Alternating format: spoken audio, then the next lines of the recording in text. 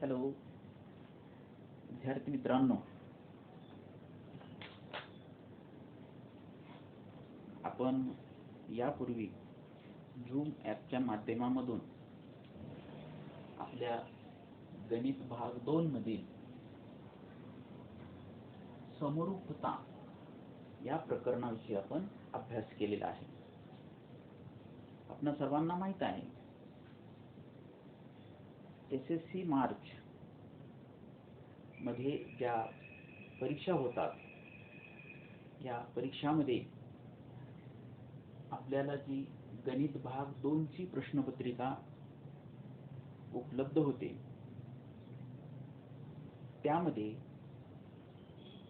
40 गुणांची जी प्रश्नपत्रिका असते, त्यामध्ये आपल्या समरूपता या पहिल्या प्रकरणावरती 12 गुण असतात. 12 गुणांचे प्रश्न आपल्याला विचारले जात असतात. हे प्रकरण आपण अभ्यासलेलं आहे. आज आपण ह्या पूर्ण प्रकरणाचं आपण पुनरावलोकन करणार आहोत, म्हणजे रिव्हिजन आपण या ठिकाणी करणार आहोत. साधारण हे प्रकरण 7 भागामध्ये म्हणजे उपघटकामध्ये विभागलेलं आहे. आपण एक एक उपघटक पाहत जाणार आहोत. त्याचा असणारा काही भाग आणि त्याच्यावर आधारित एखादं उदाहरण ते आपण या ठिकाणी घेणार आहोत. हे असणारे जे उपघटक आहेत, हे सर्व महत्त्वाचे उपघटक आहेत. या उपघटकावरती आपल्याला प्रमेय परीक्षेसाठी येऊ शकतं. त्याचप्रमाणे त्या प्रमेयावर आधारित उदाहरणं तसंच अन्य उदाहरणे देखील याच्यावरती आपल्याला येत असतात. आपणा सर्वांना माहिती आहे, आपण पहिल्या या ठिकाणी उपघटकामध्ये पाहणार आहोत की आपल्याला जर 2 त्रिकोण दिले, तर त्या 2 त्रिकोणांच्या क्षेत्रफळांचं गुणोत्तर काय असतं ते आपण आता या ठिकाणी थोडक्यात पाहणार आहोत.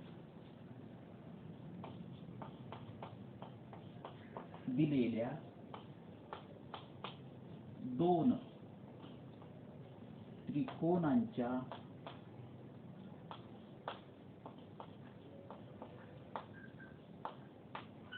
क्षेत्रफळांचे गुणोत्तर.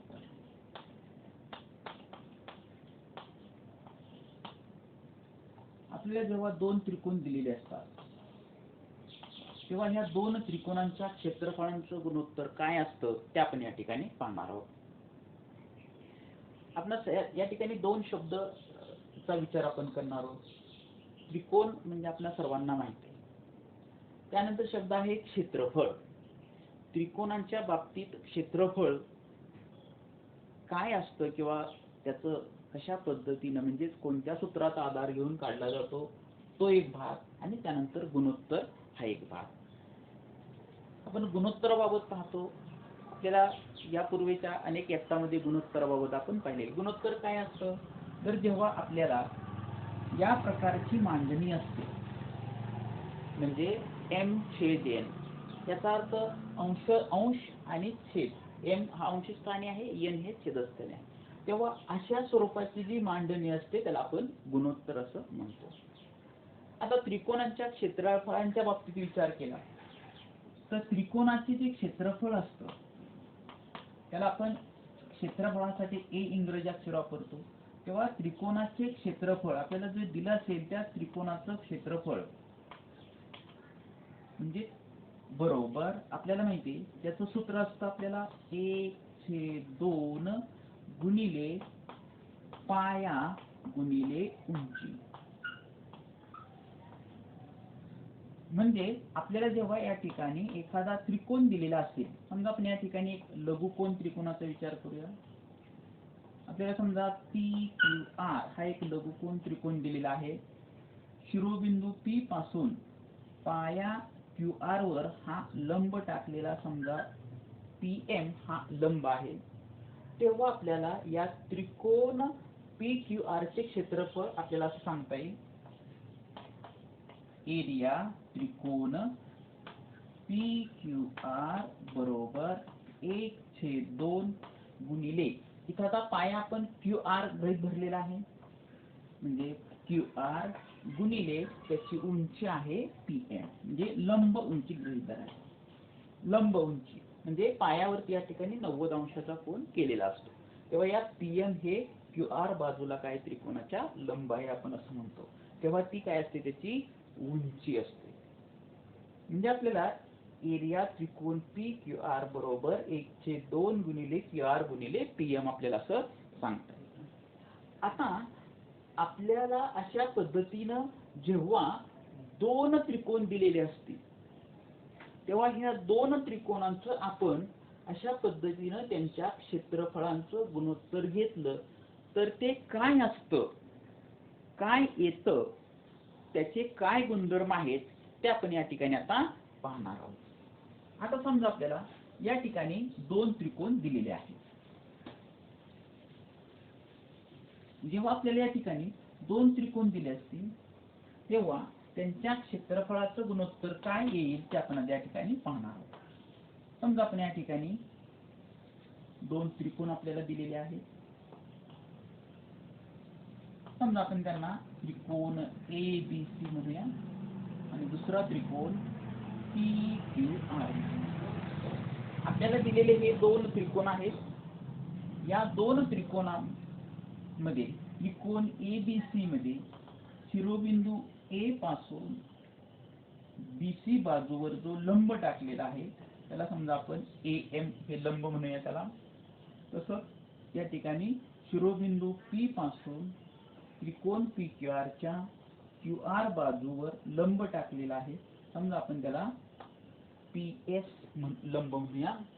म्हणजे आपल्याला या ठिकाणी लक्षात घ्या, त्रिकोण ए बी सी मध्ये हा ए एम ही त्याची उंची होईल, तर बी सी हा या त्रिकोणाचा पाया होईल. तसेच त्रिकोण पी क्यू आर मध्ये क्यू आर हा पाया होईल, तर पी एस ही काय आहे, त्याची उंची आहे. म्हणजे या ठिकाणी पाया आणि उंची आपल्याला या दोन्ही त्रिकोणांची माहित आहे. आता आपण पाहणार आहे की या दोन त्रिकोणांच्या क्षेत्रफळांचं गुणोत्तर काय येईल ते आपण या ठिकाणी पाहणार आहोत. आता आपल्याला दिलेले हे दोन त्रिकोण आहे त्यांचे क्षेत्रफळ आपण विचारात घेऊया. आता आपल्याला या त्रिकोण ए बी सी चं क्षेत्रफळ म्हणजे काय, 1/2 गुणिले पाया गुणिले उंची आपल्याला मिळते. तसेच त्रिकोण याच्या बाबतीत देखील त्रिकोण पी क्यू आर चं क्षेत्रफळ बरोबर 1/2 पाया म्हणजे क्यू आर गुणिले उंची म्हणजे पी एस. आपल्याला आपण यांचं गुणोत्तर घेऊया. आता बघा, म्हणजे आपण आता म्हणूया की एरिया त्रिकोण ए बी सी छेद एरिया त्रिकोण पी क्यू आर बरोबर, यांचं गुणोत्तर घेऊया आपण. आता त्रिकोण ए बी चं क्षेत्रफळ मिळेल आपल्याला 1/2 गुणिले पाया आहे बी सी आणि त्याची उंची आहे ए एम. तसेच त्रिकोण पी क्यू आर चा या ठिकाणी सूत्राचा वापर करून 1/2 गुणिले पाया क्यू आर गुणिले उंची पी. म्हणजे आपल्याला या ठिकाणी अशा पद्धतीनं दिलेल्या दोन त्रिकोणांच्या क्षेत्रफळांचं आपण या ठिकाणी गुणोत्तर घेतलेले. आता काय होईल पाहायचं, या ठिकाणी या दोन त्रिकोणांच्या क्षेत्रफळाच्या गुणोत्तरामध्ये आपल्याला माहिती आहे अंशस्थानी आणि छेदस्थानी जर समान पद असतील तर ती पद काय होतात, आपल्याला निघून जातात किंवा ती लोप पावतात. आता या ठिकाणी 1/2 अंशस्थानी आहे, तसंच छेदस्थानी 1/2 आहे, म्हणून आपल्याला या ठिकाणी 1/2 आणि 1/2 हे पद निघून जाईल. म्हणजे आपल्याला काय राहील या ठिकाणी, आपल्याला या ठिकाणी फक्त राहील या त्रिकोणाचा पाया जो बी सी गुणिले ए एम ही उंची, तसंच त्रिकोण पी क्यू आर चा पाया क्यू आर गुणिले उंची पी एस राहील. म्हणजेच आपल्याला या ठिकाणी या दोन त्रिकोणांच्या क्षेत्रफळांचं गुणोत्तर म्हणजे फक्त काय आपल्याला मिळालं तर या त्रिकोणांच्या पाया आणि उंची यांच्या गुणाकाराचं गुणोत्तर आपल्याला या ठिकाणी मिळालं. पुन्हा एकदा पहा, जेव्हा आपण दिलेले दोन त्रिकोण आपण घेऊ आणि त्या दोन त्रिकोणांच्या क्षेत्रफळांचं गुणोत्तर घेऊ तेव्हा आपल्याला या ठिकाणी काय मिळालं तर ह्या दोन त्रिकोणांच्या क्षेत्रफळाच्या गुणोत्तर म्हणजेच त्या त्रिकोणांचे पाया आणि उंची यांच्या गुणाकाराचं गुणोत्तर या ठिकाणी आपल्याला मिळालं. आता समजा आपण या ठिकाणी त्रिकोण ABC हा पहिला त्रिकोण आहे ना, आपण त्याला समजा या ठिकाणी त्याचा जो पाया आहे ह्या पायाला B1 म्हणूया. B म्हणजे बेस म्हणजे पाया, म्हणून B अक्षर आपण वापरले इथं. B1 हा पाया आहे आणि H1 म्हणजे हाईट या त्रिकोणाची उंची, म्हणून या ठिकाणी H1 आपण अक्षर मानूया. तसेच त्रिकोण PQR मध्ये QR हा जो पाया आहे त्याला आपण B2 म्हणूया आणि उंची H2 म्हणूया. म्हणजे त्रिकोण ABC चा पाया B1 उंची H1, त्रिकोण PQR चा पाया B2 उंची H2 आहे. तेव्हा आपल्याला या ठिकाणी या दोन त्रिकोणांचे क्षेत्रफळांचं गुणोत्तर म्हणजेच आपल्याला असं मिळू शकतं की B1 गुणिले H1 छेद B2 गुणिले H2. म्हणजे आपल्याला या ठिकाणी ह्या दोन त्रिकोणांच्या क्षेत्रफळांचं गुणोत्तर म्हणजे काय असतं तर या ठिकाणी ह्या दोन त्रिकोणांच्या क्षेत्रफळाचं गुणोत्तर म्हणजे त्या दिलेल्या दोन त्रिकोणांच्या पाया आणि उंची यांच्या गुणाकाराचं गुणोत्तर असतं. इथपर्यंत लक्षात आलं. आता आपण या ठिकाणी पाहूया की हे दिलेले दोन त्रिकोण आहेत, पण समजा आपण आता काही अटींचा विचार करूया. बघा, समजा आपण असं गृहीत धरलं की ह्या दोन त्रिकोणांचा पाया समान असेल, असू शकतो. या दोन त्रिकोणांचा पाया समान असेल म्हणजे B1 जेवढी किंमत असेल तेवढीच B2 असेल तर काय गुणोत्तर येईल त्याचा आपण विचार करूया. दुसऱ्या अटीमध्ये आपण असा विचार करूया का की ह्या दिलेल्या दोन त्रिकोणांची उंची समान आहे. जर दिलेल्या त्रिकोणांची उंची समान असेल तर त्यांच्या क्षेत्रफळांचं गुणोत्तर काय येतंय हे आपण पाहणार आहोत. आणि तिसऱ्या अटीमध्ये असं पाहूया, जर दिलेल्या दोन त्रिकोणांचा पाया समान आहे आणि उंची देखील समान आहे तर त्या दोन त्रिकोणांचं क्षेत्रफळांचं गुणोत्तर काय येईल ते आपण आता या ठिकाणी पाहणार आहोत. पहा, या ठिकाणी समजा आपल्याला या दोन त्रिकोणांचा आपण विचार करूया. पहिल्या अटीमध्ये आपण विचार करूया की ह्या दोन त्रिकोणांचा पाया समान आहे.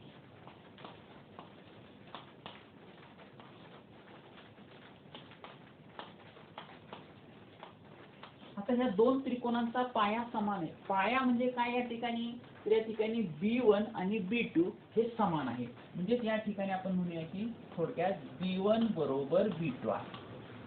असं असेल तर काय येणार आहे मग आपल्याला एरिया त्रिकोण ABC छेद एरिया त्रिकोण PQR बरोबर आपल्या सूत्रानुसार B1 गुणिले H1 छेद B2 गुणिले H2.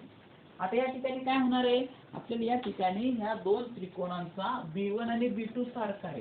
सारखा आहे म्हणजे आपल्याला माहिती आहे जेव्हा अंश आणि छेद समान असतो तो निघून जातो. म्हणजे आपल्याला या ठिकाणी काय मिळालं फक्त H1 छेद H2 हे गुणोत्तर मिळालं.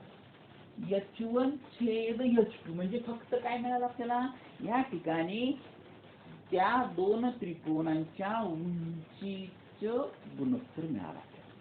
म्हणजे कधी जेव्हा आता म्हणजे काय जेव्हा या ठिकाणी आपल्याला दिलेल्या दोन त्रिकोणांचा पाया समान असेल, दिलेल्या दोन त्रिकोणांचा पाया समान असेल तेव्हा या दोन त्रिकोणांच्या क्षेत्रफळांचं गुणोत्तर काय मिळतं तर H1 छेद H2 म्हणजे या ठिकाणी त्यांच्या उंचीचं गुणोत्तर आपल्याला या ठिकाणी मिळतं. म्हणजे पहिल्या अटीमध्ये पहिलं आपण काय या ठिकाणी पाया समान आहे.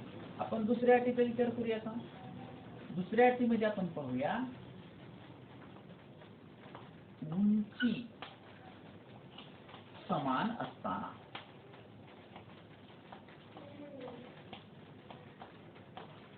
आता जर दिलेले ह्या दोन त्रिकोणांची उंची समान आहे, उंची म्हणजे काय या ठिकाणी समान आहे, त्यांची h1 आणि h2 ह्या किमती समान आहे. म्हणजे आपण असं गृहीत धरूया की h1 बरोबर h2, h1 बरोबर h2 असेल तर आपल्याला काय मिळेल या ठिकाणी एरिया त्रिकोण ABC छेद एरिया त्रिकोण PQR बरोबर या ठिकाणी आपल्याला तेच सूत्राचा आपण वापर केला B1 गुणिले H1 छेद B2 गुणिले H2.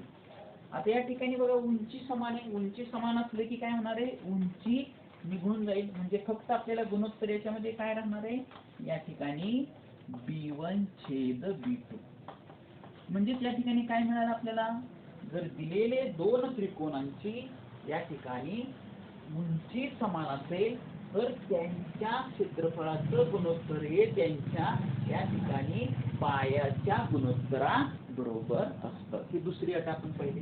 आता तिसऱ्या अटीमध्ये आपण काय पाहणार आहे बघा. आता तिसऱ्या अटीमध्ये आपण आता पाया व उंची समान,